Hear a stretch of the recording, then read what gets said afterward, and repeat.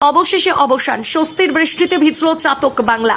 তীব্র তাপপ্রবাহে অতিষ্ঠ হয়ে উঠেছিল জনজীবন, অস্বস্তিতে ছিল প্রাণীকুলো।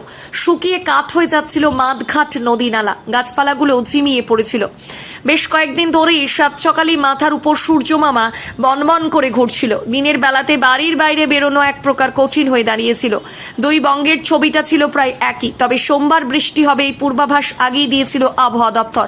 আর পূর্বাভাসই সত্যি হলো। স্বস্তির বৃষ্টি স্নাত হলো বাংলা দুই বঙ্গই। তাপমাত্রার সঙ্গে গরম কমে শীতল অনুভব হচ্ছে কিছুটা। পূর্বাভাস অনুযায়ী সন্ধ্যের পরেই দক্ষিণবঙ্গেও শুরু হলো বৃষ্টি।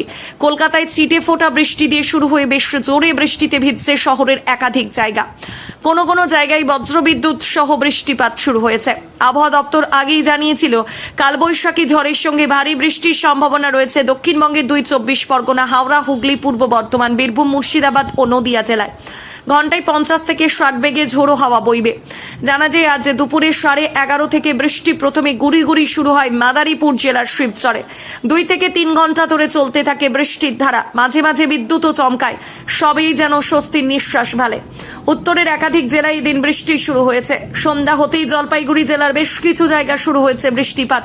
জলপাইগুড়ি জেলার মালবাজার, চারসা, মেটলি সমস্ত এলাকায় সন্ধ্যার পরে কিছুক্ষণের জন্য ঝড়ো হাওয়া সহ বৃষ্টি চলে। এর ফলে স্বস্তি পেল এলাকাবাসী, স্বস্তি পেল কৃষকেরা। টানা বেশ কিছুদিন দক্ষিণবঙ্গের জেলাগুলিতে যে হারে গরম পড়েছিল তার থেকে একটু হলেও রেহাই পেল তারা।